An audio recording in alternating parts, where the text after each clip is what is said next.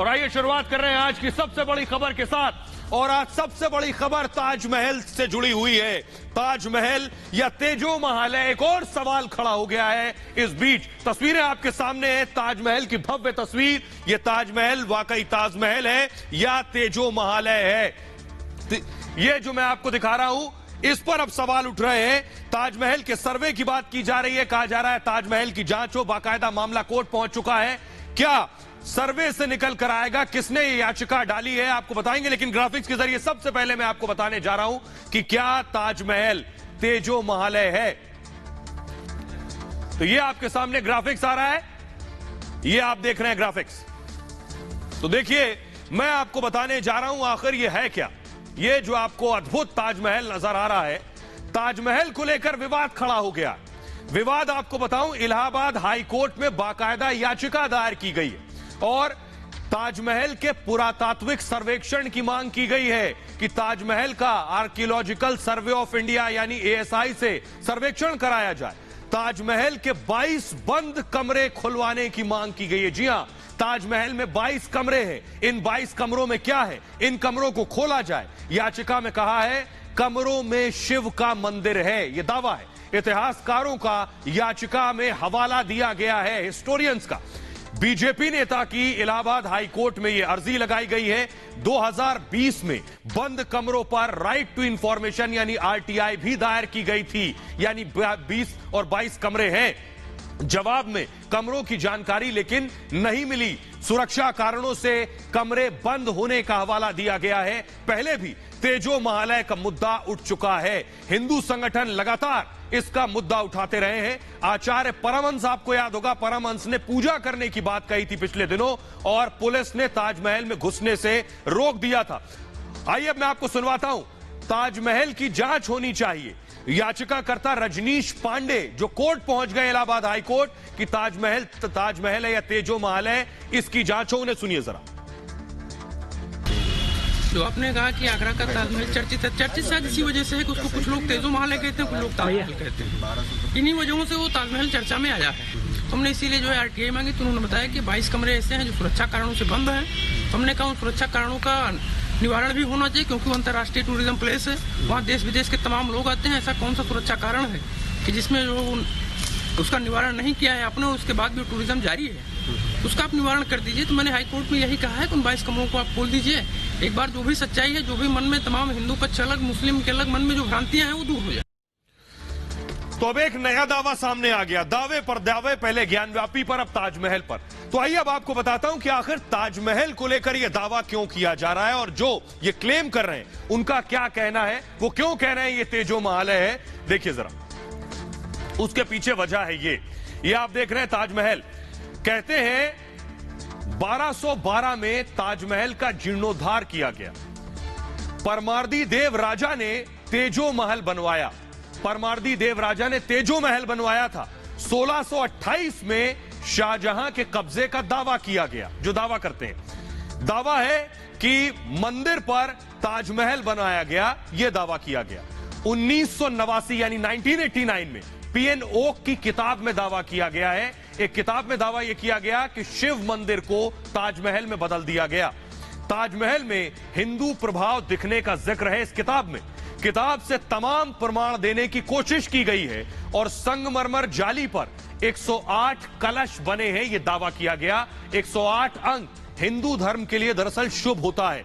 और ओक का कहना, यानी उस किताब में ओक का कहना है, आगरा जो है यह जाटों की नगरी है। एक बात, जाट शिव को तेजा जी के नाम से जानते हैं, इसलिए अनेक शिवलिंगों में एक तेजलिंग भी होता है। और यह कहा गया कि जिसकी उपासना जाट समुदाय करता है।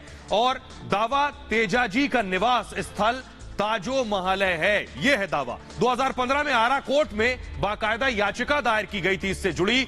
अर्जी में ताजमहल को ताजो महल बताया गया था। हिंदुओं को पूजा करने की इजाजत मांगी गई थी इसमें।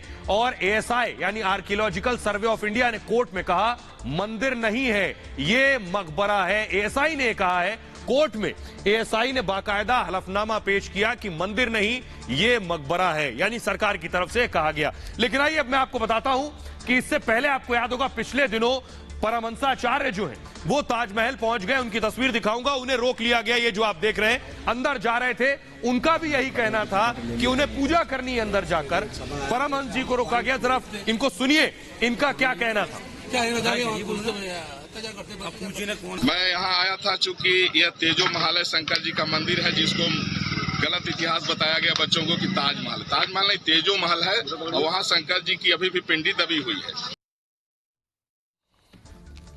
और आइए मैं आपको दिखाने जा रहा हूं कि आखिर जो जांच की बात हो रही है, ये जांच कौन करेगा, जांच करने का अधिकार किसको है, और जो जांच करेगा वो पहले क्या कह चुका है ये भी आपको बताएंगे। लेकिन पहले आप देखिए आखिर इसकी जांच कौन करने वाला है। तो ये एएसआई करेगा, जिससे कहते हैं archaeological survey of India, ASI, भारतीय पुरातत्व सर्वेक्षण विभाग है। ये भारत सरकार का सरकारी विभाग है। एएसआई संस्कृति मंत्रालय के अंतर्गत आता है। एएसआई सांस्कृतिक विरासतों के लिए काम करता है। विरासतों के शोध रखरखाव की जिम्मेदारी इसी एएसआई की होती है। 5000 ऐतिहासिक ढांचों का रखरखाव की जिम्मेदारी इसकी है। देश में एएसआई का हेड ऑफिस दिल्ली में मौजूद है, तो इसी को ड्यूटी दी जाएगी। 1861 में एएसआई की स्थापना की गई थी, और स्थापना का मकसद था इस तरह की इमारतों को का रखरखाव करना, उनकी देखभाल करना।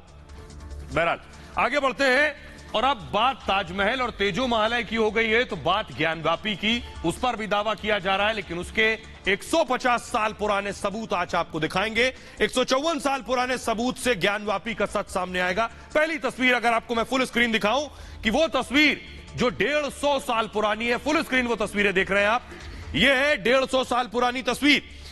154 साल पहले काशी विश्वनाथ मंदिर 154 साल पहले बनाया गया। ये जो तस्वीर आप देख रहे हैं, ये तस्वीर में क्या है मैं आपको बताऊंगा, उसके बाद सुनवाऊंगा भी कि काशी विश्वनाथ के महंत क्या कह रहे हैं इन तस्वीरों को लेकर। तो ग्राफिक्स के जरिए देखिए, ये आपके सामने ग्राफिक्स आ गया। 154 साल पुरानी तस्वीर मैंने आपको दिखाई, और काशी विश्वनाथ मंदिर के महंत के पास ये तस्वीरें मौजूद है। रिपब्लिक भारत इन तस्वीरों को उन्होंने साझा किया है रिपब्लिक भारत के साथ। तस्वीर में मस्जिद ना होने का दावा है। जो तस्वीर वो दिखा रहे हैं, उनका कहना है तस्वीर 150 साल से ज्यादा पुरानी है, इसमें मस्जिद नजर नहीं आ रही। मस्जिद निर्माण से पहले की तस्वीर है वो जो दिखा रहे हैं महंत। पूरा परिसर ज्ञानवापी परिसर होने का दावा कर रहे हैं वो। ज्ञानवापी परिसर मतलब ज्ञान का भंडार। दावा है कि परिसर में कभी मस्जिद थी ही नहीं। उनका कहना है मस्जिद को बाद में बनाने का दावा किया गया है। आइए अब आपको सुनवाता हूं मैं कि काशी विश्वनाथ के महंत डॉक्टर कुलदीप तिवारी 150 साल पुराने सबूत देने। सुनिए। ये मैं आपको 1858 का, ये देखिए 1858 यानी कि कम से कम 150 साल पहले की 154 साल पहले का नक्शा है। आप लोग देख सकते हैं नंदी को, ये आप देख सकते हैं मंदिर को। ये नंदी का मुख आपने देखा, ये खुला था कि नहीं था, ये आप दरवाजा इसको उन्होंने बंद कर दिया है। इसी के प्रथम तल पर इन्होंने अवैध रूप से निर्माण कराया। ये बतावें इनके किस पूर्वज ने कब जो है इस मस्जिद की स्थापना की थी, इनके पास प्रमाण है? मैं तो आपको प्रमाण के साथ दे रहा हूं। देखिए 1858 विश्वनाथ मंदिर का ये स्वरूप था। देखिए यहाँ पे कोई मस्जिद है, कोई मस्जिद है इनका? क्या ये झूठ है? दिस इज, ये फैक्ट है, और फैक्ट को जो है आप क्लियर करिए। फैक्ट और कहा जानते हैं, ये जो है हिस्ट्री में मिस्ट्री वाली बात मत करिए, हिस्ट्री को झुटलाई मत। सही बात है, सही बात बोलिए। आप लोगों से अनुरोध है कि सत्य को दिखाइए। सत्य कभी छुपता नहीं, और झूठ सत्य सूर्य कभी छुपेगा नहीं, रोशनी उस तरफ आ जाएगा। वही समय मेरा आ चुका है। और आइए आपको दिखाने जा रहे हैं अब 90 साल पुरानी तस्वीर। उन तस्वीरों को देखकर कुछ और हकीकत सामने आएगी। दरअसल काशी विश्वनाथ और मंदिर और ज्ञानव्यापी मस्जिद की जो तस्वीरें आपको दिखाने जा रहे हैं, आज से पहले आपने नहीं देखी होगी। तस्वीरें दिखाइए। ये तस्वीरें विवाद के सबसे पुराने याचिकाकर्ता सोहनलाल आर्या ने आज रिपब्लिक भारत से साझा की हैं। सोहनलाल आर्या के मुताबिक ये तस्वीरें साल 1933 से लेकर 1970 के बीच की हैं। ये तब की तस्वीरें हैं जब ज्ञानव्यापी परिसर के अंदर बैरिकेडिंग नहीं हुआ करती थी। अलग अलग तरफ से खींची गई ये तस्वीरें इस पूरे विवाद को सुलझाने में अहम कड़ी साबित हो सकती हैं। कुछ तस्वीरों में मंदिर का पश्चिमी हिस्सा दिख रहा है तो कुछ तस्वीरों में टूटे हुए मंदिर का हिस्सा दिख रहा है। सोहनलाल आर्या का दावा यह है कि मंदिर पर ही मस्जिद का निर्माण हुआ और इसलिए मस्जिद की जो प्लिंथ पर हिंदू मंदिर की तरह ही आकृतियां बनी हुई हैं। सोहनलाल आर्या अब इन तस्वीरों को कोर्ट के सामने पेश करेंगे। आपको सुनवाते हैं सोहनलाल आर्या क्या कह रहे हैं, जो कि पहले याचिका करता है। सुनिए उन्हें। तस्वीर में देख पा रही हूँ, जरा मुझे 1970 की है जी। ये जो है इसका पश्चिमी हिस्सा है ये। हाँ, मंदिर का हिस्सा है जो नागर शैली में बना हुआ है, लेकिन इस ध्वंस का कोई असर नहीं पड़ा है। ये भी इसी के बगल की है। ये ध्वंस देखिए, इसके पूरे को पूरा जो है ये बारजा और सब टूटा हुआ सब दिखाई दे रहा है। स्पष्ट लग रहा है ये जो है हमारे मंदिर को जो है 1669 में औरंगजेब के साथ जो है आदेश के जो है ध्वंस किया गया है। जो है आप स्पष्ट देख रहे हैं ये मंदिर का हिस्सा है। ऊपर सफेद वाला जो है ये मस्जिद का हिस्सा जोड़ा गया है, इसी के ऊपर जोड़ दिया गया है। ये मस्जिद की न्यू नहीं है। ब्लैक एंड व्हाइट फोटो है, इसके बारे में भी हम समझेंगे। सोहनलाल जी, ये कब की ये फोटो 1933 की है, जबकि इसी में न्यायालय में निर्णय हुआ है कि इस मस्जिद में 3 लोग नमाज पढ़ने के अधिकारी होंगे, लेकिन आज इतने मस्जिद में नमाज पढ़ते हैं, यह माननीय न्यायालय का घोरतम अपमान है। ये पश्चिम पूर्वी भाग की है। ये स्पष्ट दिखे मस्जिद का ये पूरा, ये केवल हल्का सा ये जो मंदिर का है। आगे जो जितने भी सफेद आपको दिखाई दे रहे हैं ये सब मस्जिद का हिस्सा है, नवनिर्मित हुआ है। ये सारी तस्वीरें आप लोग कोर्ट के सामने भी पेश करेंगे? हाँ, बिल्कुल जो बिल्कुल पेश करेंगे। सत्य मतलब प्रत्यक्षम किम प्रमाणम, हाथ कंगन को आरसी क्या। तो 90 साल पुराने सबूत देख लिए, लेकिन एक सबूत और बचा है, वो है तहखाना। कहा जा रहा है वहां एक तहखाना भी है। यहां ये जो आप देख रहे हैं काशी विश्वनाथ से सटा हुआ मस्जिद परिसर, ये दावा किया जा रहा है कि यहां एक तहखाना भी है। आज तहखाने के अंदर जाने वाले शख्स को मैं आपको सुनवाऊंगा। कल भी मैंने आपको बताया था तहखाना है, लेकिन जरा बताऊं पहले तहखाने में है क्या, फिर आपको चश्मदीद को सुनवाएंगे कि जो तहखाने में गया है उसने क्या देखा है। दरअसल तहखाने में 2 चाबियां हैं। तहखाने की 2 चाबी हैं। एक चाबी जिला प्रशासन के पास होती है, मस्जिद के प्रबंधन के पास दूसरी चाबी होती है इस तहखाने की। सर्वे से ही तहखाने का सच सामने आ सकता है। और सर्वे कैसे होगा? हिंदू पक्ष का दावा है कि मंदिर तोड़कर मस्जिद बनाई गई। दावे के मुताबिक यहां बजरंगबली की मूर्ति मौजूद है। दावा यह है कि गणेश जी की भी मूर्ति मौजूद है। दावा यह भी है कि मस्जिद के तहखाने में शिवलिंग भी है। ये सारे दावे प्राचीन कुएं में शिवलिंग के होने का दावा किया जाता है। 100 फीट ऊंची स्वयंभू ज्योतिर्लिंग का भी दावा किया जाता है। मुस्लिम पक्षकार इन दावों का खंडन करते आए हैं अब तक। ज्ञानवापी तहखाने की 2 चाबी मैंने शुरू में बताया आपको। आइए अब आपको सुनवाता हूं, सुनिए जरा चश्मदीद जो तहखाने में गया, जिसने तहखाना देखा, अंदर क्या है, सुनिए उन्हें। हम 1984 में उस जो है तहखाने में गए हैं व्यास जी के साथ। चूंकि हम इसी क्षेत्र में रहने वाले हैं, इसी नगर रहने वाले हैं। व्यास जी हमको ले गए थे। ऊपर वजू करने के लिए एक छोटा सा तालाब बना हुआ जिसमें हाथ पैर मुस्लिम समाज होते हैं, उनके जो रिस का नीचे काई हो गई है, उसके पानी हमारे शिवलिंग पड़ता है। भाव हमारा हृदय रोम रोम दुखित हो जाता है। वो ऐसे पैरों से धोया हुआ वो पानी हमारे शिवलिंग पर गिरता है। क्या कहें हम, जो है कहने में हमको संकोच हो रहा है। इसको दिखाइए दुनिया को। ये पीपल का पेड़ है जो अभी काट दिया। इस पीपल के पेड़ के पीछे इनका जो है, और ऊपर के शब्द में जो है पीपल के पेड़ के बगल में एक जो है ऊपर छत है, जिसके अंदर जो है कूप था, जिसके अंदर जो मछली पालते थे वो सब रहता। नीचे दुकानें थी। इनका ये दावा जो है, ये हम आपको प्रमाण दे सकते हैं। ये देखिए, आप ये देखिए, शिखर मेरा है यहाँ पर, जो वर्तमान विश्वनाथ मंदिर है। आप देख रहे इसी पे न सोना चढ़ा है, यही न स्वर्ण मंडित है। और ये है मेरा कि नहीं है, किसमें भी कोई संशय या संदेह है, भ्रम है। आइए खबरों में आगे बढ़ते हैं। आज की एक और बड़ी खबर सीधे महाराष्ट्र से आई, जो पिछले दिनों हलचल और हंगामा हुआ नवनीत राणा को लेकर। नवनीत निकली जरूर, लेकिन निकलते ही उन्होंने ऐलान जंग कर दिया। तेवर नहीं बदले। ये तस्वीर आप देख रहे हैं, नवनीत निकली तो बीजेपी के नेताओं ने, कार्यकर्ताओं ने उनको तिलक लगाया, अस्पताल से निकलने के बाद। अगली तस्वीर दिखाइए। नवनीत जब बाहर आई तो हाथ में उनके हनुमान चालीसा आप देख रहे हैं, यानी नवनीत अभी भी उसी जगह पर हैं जहां पर पहले मौजूद थी। नवनीत ने सीधे सीधे चुनौती दी है। नवनीत किसे चुनौती दे रही है उनके निशाने पर अस्पताल से निकलने के बाद कौन था, देखिए जरा। नवनीत ने खुला चैलेंज दिया है, वो मैं आपको दिखाने जा रहा हूं। नवनीत हनुमान चालीसा, नवनीत ने कहा हनुमान चालीसा पढ़ने से उन्हें कोई नहीं रोक सकता। नवनीत ने कहा इसके लिए 14 साल जेल की सजा भी मुझे मंजूर है। उन्होंने कहा हमारी लड़ाई जारी है और जारी रहेगी, अन्याय के खिलाफ लड़ती रहूंगी, इसके लिए हर कीमत चुकाने को तैयार हूं। यह लड़ाई धार्मिक लड़ाई है, इस लड़ाई को अंजाम तक पहुंचाएंगे हम।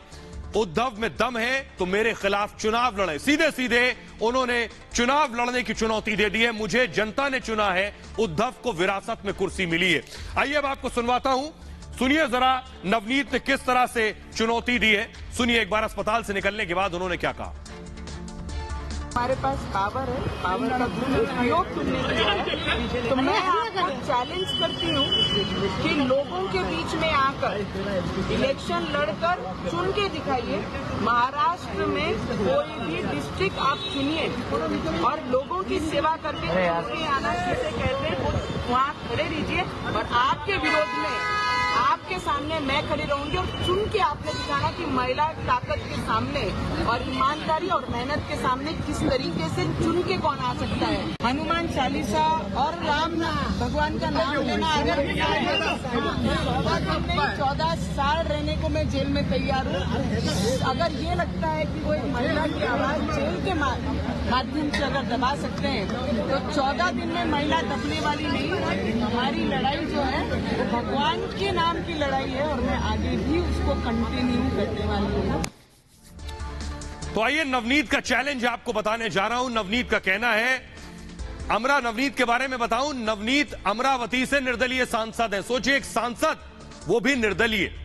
2019 चुनाव में शिवसेना को शिकस्त दी थी नवनीत ने। शिवसेना के गद्दावर नेता को पटकनी दी थी नवनीत राणा ने। आनंद राव अड़सूल को 37,000 वोटों से हराया था। आनंद राव अड़सूल 2 बार से चुनाव जीत रहे थे और 2014 में एनसीपी के टिकट पर भी चुनाव लड़ चुकी है नवनीत राणा, लेकिन नवनीत को उस दौरान कामयाबी नहीं मिली थी। लेकिन तब कहा था मोदी की वजह से मैं हार गई, नवनीत राणा का कहना था। तब प्रधानमंत्री मोदी ने शिवसेना का प्रचार किया था 2014 के दौरान। अमरावती पूर्व राष्ट्रपति का संसदीय क्षेत्र भी रहा है। प्रतिभा देवी सिंह पाटिल अमरावती से ही चुनाव जीतती थी। अब चुनौती दी है सीधे सीधे उन्होंने उद्धव ठाकरे को। उद्धव ठाकरे ने आज तक कभी चुनाव नहीं लड़ा है। एक बात, न कभी विधायक रहे हैं, न ही कभी सांसद रहे हैं। वो 2019 में एनडीए से अलग हुए और उसके बाद मुख्यमंत्री बने। सीएम बनने के बाद पहली बार विधान परिषद से सदस्य बने। विधान परिषद में निर्विरोध चुन कराए उद्धव ठाकरे। फिलहाल शिवसेना के अध्यक्ष भी हैं। तो चुनाव लड़ने की सीधी चुनौती दी है, लेकिन अब इस पर सियासी वार पलटवार भी जारी है। बीजेपी क्या कह रही है, सुनिए। कि हनुमान जी का नाम का उच्चारण होते ही रावण कांपने लगता था, रावण की सेना कांपती थी। ये महाराष्ट्र की सेना क्यों कांप रही है भाई साहब? महाराष्ट्र की सरकार को क्यों भय लग रहा है? जबरन घर में पुलिस घुसा करके उन्हें पीड़ित प्रताड़ित करके उनका छलावा किया। ये कौन सा सरकार है? कैसी सरकार है? आज आपने महाराष्ट्र के आदरणीय मुख्यमंत्री को चैलेंज किया कि जहां से चुनाव लड़ना है मैं लड़ूंगी आपके सामने चुनाव। अरे भाई, मुख्यमंत्री तो बहुत दूर की बात है। किसी भी शिवसैनिक को चुन लीजिए और जहां से बोलिए वहां से लड़ जाएं। मुख्यमंत्री की एक गरिमा होती है, उनकी एक शोभा होती है। उन पर अशोभनीय टिप्पणी बंद करिए। मैं मुंबई पुलिस और आदरणीय हाई कोर्ट, आदरणीय कोर्ट का संज्ञान चाहूंगा कि आप इस मामले की जांच करें।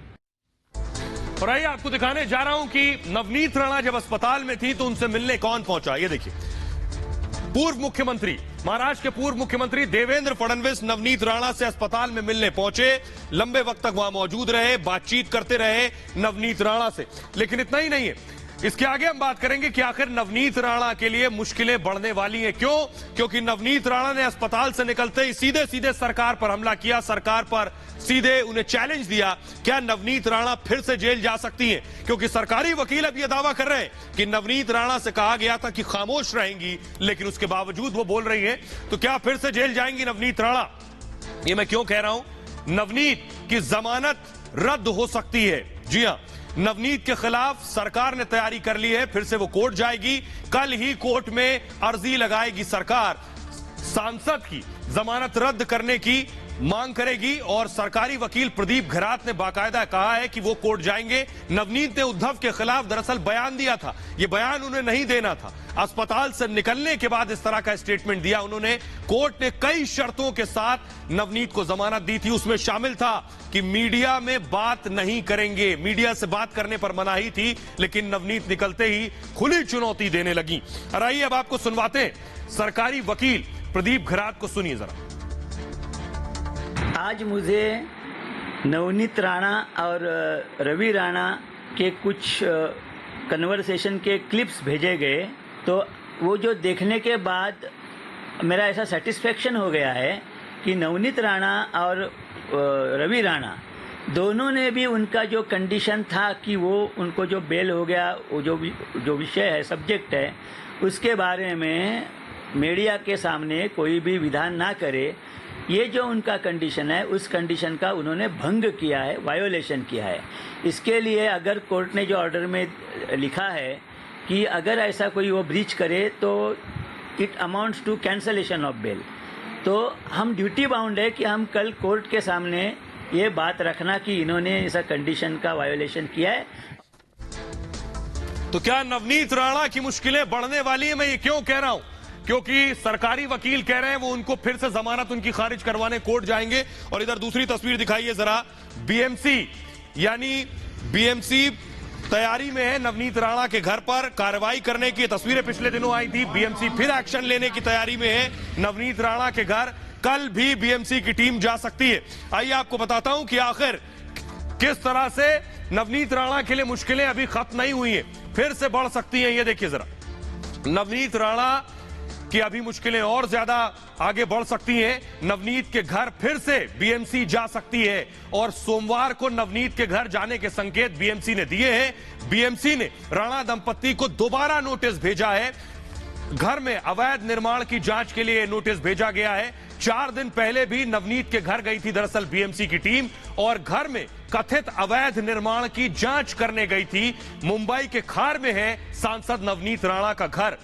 बीएमसी के एक्शन पर राणा दंपत्ति ने सवाल इससे पहले भी उठाए थे, कहा हमारे खिलाफ बीएमसी का एक्शन क्रूरता है। इतना ही नहीं, बीएमसी चुनाव में शिवसेना को सबक सिखाएंगे, यह भी उन्होंने कहा है। आइए अब आपको सुनवाता हूं नवनीत राणा के पति रवि राणा बीएमसी के एक्शन पर और सरकारी कार्रवाई पर क्या कह रहे हैं, सुनिए जरा। दिल्ली जा रहे हैं आप, पीएम मोदी से और गृह मंत्री से मिलने वाले हैं, क्या बातें रखेंगे उनके साथ? बिल्कुल, जो महाराष्ट्र में मुख्यमंत्री के दबाव में काम चलता है और गलत तरीके से ऑफेंस दाखिल किए जाते हैं, कोर्ट ने भी बोला है कि राजद्रोह का गुनाह बनता नहीं है।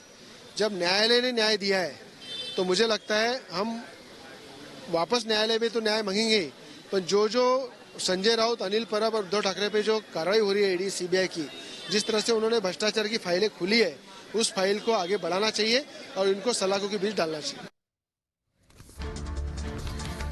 और आइए खबरों में आगे बढ़ते हैं और अब आपको बताने जा रहे हैं राहुल गांधी की डब्बा गोल पॉलिटिक्स। राहुल गांधी विरोधियों के हमले में किसी न किसी शिकार बनी जाते हैं। राहुल गांधी ने फिर ऐसा क्या कर दिया कि राहुल गांधी विरोधियों के निशाने पर आ गए। तस्वीरें जो आपको दिखा रहा हूं तेलंगाना की है। राहुल गांधी तेलंगाना पहुंचे थे। अब जरा पहले से सुनाए, उससे पहले आपको बताता हूं इसमें हुआ क्या, राहुल ने आखिर ऐसा क्या कहा जो राहुल अब घिर गए चारों तरफ से। यहां राहुल ने ऐसा बोला कि बीजेपी से लेकर ओवैसी तक निशाना साध रहे हैं। देखिए जरा राहुल ने कहा क्या। राहुल तेलंगाना में मौजूद थे। राहुल ने कहा, राहुल फिर से सवालों में है, इसे मूव करेंगे आगे। एक बार फिर सवालों में है राहुल गांधी। वायरल वीडियो, एक वीडियो वायरल हुआ जिस पर राहुल पर सवाल उठ रहे हैं, जिसके बाद से वीडियो में राहुल गांधी का एक सच सामने आया है। रैली करने गए थे लेकिन उन्हें कुछ पता नहीं था कि करने क्या गए हैं, यानी अनजान थे, बैठ गए थे जाकर। पार्टी नेताओं से वहां पूछ रहे थे, बताइए कि विषय क्या है, मुझे क्या बोलना है। राहुल कह रहे थे रैली की थीम क्या है, मुझे बोलना क्या है, यह भी राहुल गांधी को पता नहीं था। कल तेलंगाना में राहुल गांधी की दरअसल रैली थी, वहां का यह वीडियो वायरल हुआ। किसानों के मुद्दे पर यह रैली बुलाई गई थी। इसके जवाब में देखिए बीजेपी ने क्या हमला किया। बीजेपी ने राहुल पर तंज कसा। बीजेपी का कहना है राहुल गांधी की विदेश यात्रा पर सवाल उठाए कि राहुल गांधी विदेश में रहते हैं, उन्हें पता नहीं देश में क्या हो रहा है।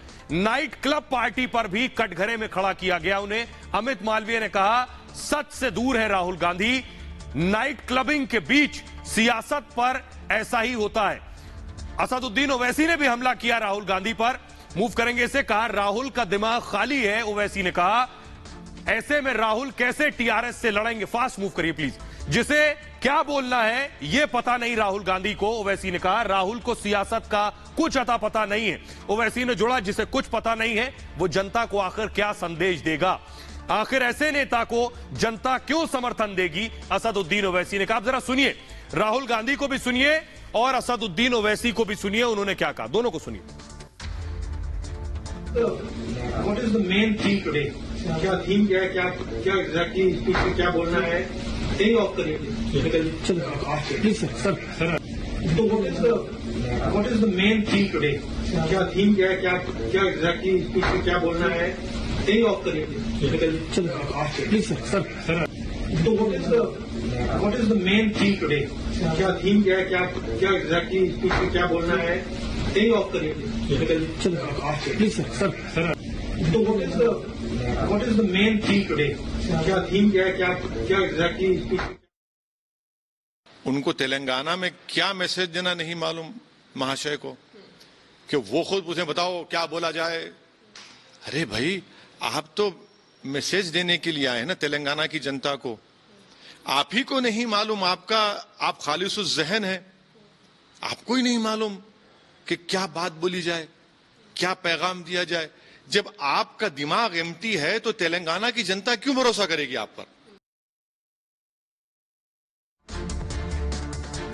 और आइए अब आपको दिखाते हैं जो बात बीजेपी कह रही है राहुल गांधी का। पिछले दिनों एक नाइट क्लब का वीडियो सामने आया था, वो मैं आपको दिखाने जा रहा हूं। राहुल गांधी नाइट क्लब में मौजूद थे, ये राहुल गांधी की तस्वीरें देख रहे हैं। बीजेपी का कहना है राहुल गांधी जब नाइट क्लब में रहते हैं और सीधे तेलंगाना आकर लैंड हो जाते हैं तो उन्हें क्या पता होगा, उन्हें विषय कैसे पता होगा, उन्हें कैसे समझ आएगा कि उन्हें क्या बोलना है। लेकिन सवाल ये, उससे पहले मैं आपको सुनवाता हूं, जरा सुनिए राहुल गांधी ने इससे पहले क्या कुछ कहा है जिसके बाद वो मजाक का पात्र बने। सुनिए जरा।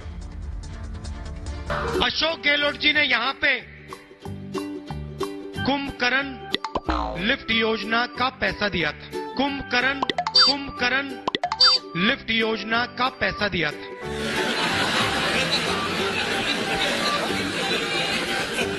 कुंभाराम लिफ्ट योजना का पैसा दिया था। ऐसी मशीन लगाऊंगा, इस साइड से आलू घुसेगा, उस साइड से सोना निकलेगा।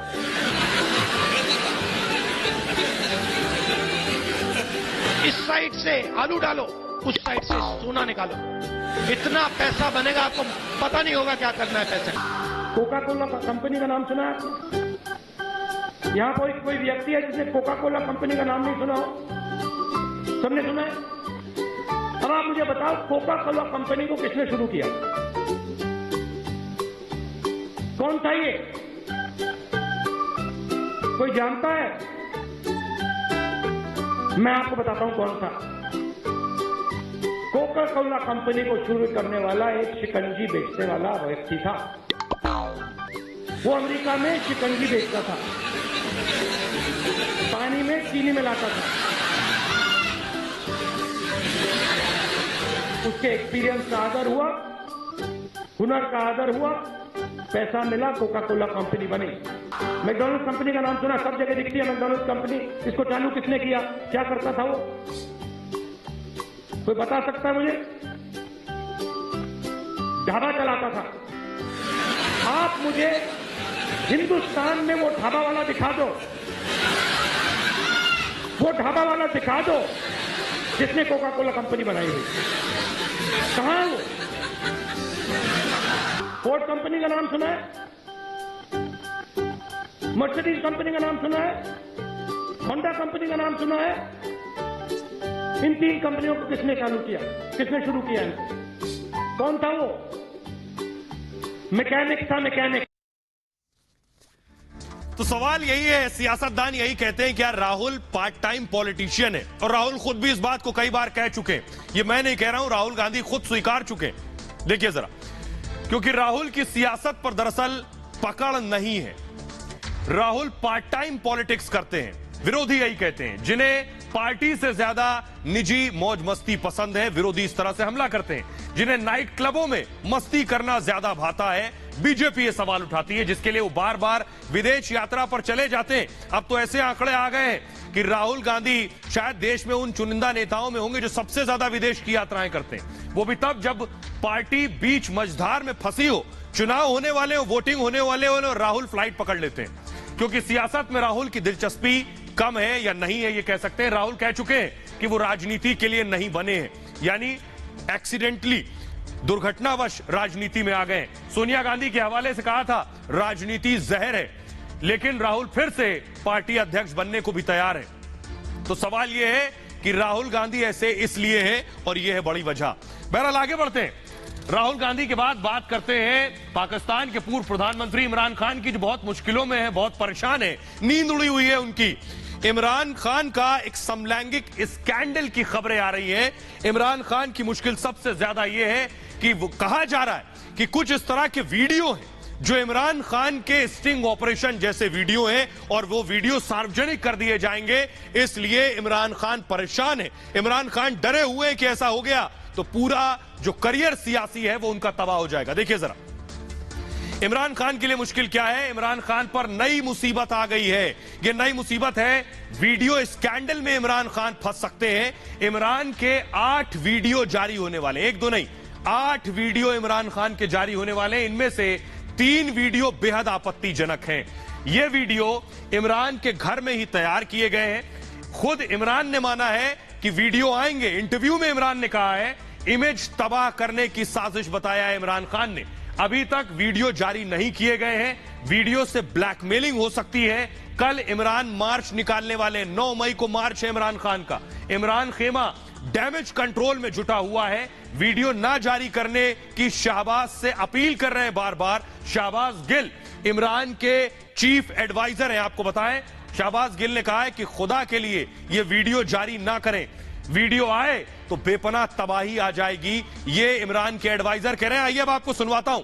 शहबाज गिल इमरान खान के चीफ एडवाइजर हैं, सुनिए। मैंने पिछले 2 दिन में लोगों ने मुझे, कुछ जर्नलिस्टों ने वीडियोस भेजी हैं। मुझे नहीं पता वो सच्ची हैं, मुझे नहीं पता झूठी हैं।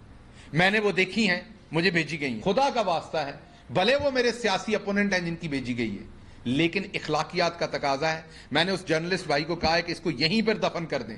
मुझे नहीं पता वो जाली है या सच्ची है, मैं दोबारा रिपीट कर रहा हूं। लेकिन जो चीज मेरे सामने आई है, मैं गुजारिश करूंगा कि हम जिस मजहब के पैरोकार हैं, जो हमारी सकाफत है, जो हमारी इखलाकियात है, खुदा का वास्ता है सियासत करें, गलाजत ना करें। तो इमरान खान पर इस तरह के सवाल पहली बार नहीं उठे। इमरान खान की इमेज जब वो क्रिकेट खेलते थे तब भी बिल्कुल जुदा हुआ करती थी। कुछ इस तरह की इमेज, प्ले बॉय इमेज रही इमरान खान की। कई शादियां की इमरान खान ने, उसके बाद 3 शादियां इमरान खान ने की। उसके बाद इमरान खान सियासत में आए, और सियासत में आने के बाद इमरान खान बिल्कुल बदल गए। जो युवा, जो क्रिकेटर बड़े बड़े मुल्कों में, दुनिया के बड़े बड़े देशों में जाकर क्रिकेट खेला करता था और इस तरह की तस्वीरें जिसकी हुआ करती थी, वो शख्स आकर तालिबान की पैरवी करने लगा। एकाएक नहीं हुआ। लेकिन इमरान की शादी जो रेहम खान से हुई, जो समलैंगिक वीडियो की बात आ रही है, रेहम खान इमरान की दूसरी पत्नी भी इमरान खान के समलैंगिक होने का दावा कर चुकी हैं। देखिए जरा, रेहम खान ने क्या कहा था, पहले मैं आपको बताने जा रहा हूं। रेहम ने इमरान को समलैंगिक बताया था, और अपनी किताब में, रेहम ने बाकायदा किताब लिखी है, अपनी किताब में रेहम ने इमरान के समलैंगिक होने का दावा किया था। इमरान के पार्टी नेताओं से गे रिलेशन है, इस तरह का दावा रेहम ने किया था। किताब में कुछ लोगों के बाकायदा नाम भी दिए गए हैं। नाम जो रेहम ने लिखे अपनी किताब में, जिनके साथ इमरान के रिश्ते, उनमें पीटीआई यानी पाकिस्तान तहरीक इंसाफ जो इमरान खान की पार्टी है, पीटीआई के नेता मुराद सईद का नाम भी शामिल है। इतना ही नहीं, किताब में एक एक्टर हमजा का नाम भी रेहम खान ने लिया है। रेहम खान इमरान खान की पूर्व पत्नी दूसरी पत्नी है। इमरान की पूर्व पत्नी पेशे से रेहम पत्रकार है, तलाक हो चुका है। इमरान की रेहम से दूसरी शादी हुई थी और फिलहाल इमरान तीसरी शादी कर चुके हैं। शादी के 10 महीने बाद ही दोनों का तलाक हो गया था। तो इमरान खान मुश्किलों में है और दुआ मांग रहे हैं कि वीडियो रिलीज ना हो जाए। बहरहाल ये भारत की बात है में इतना ही। आप अपना बहुत ख्याल रखिए। एक छोटे से ब्रेक के लिए रुक रहे हैं, लौट रहे हैं कुछ और बड़ी खबरों के साथ।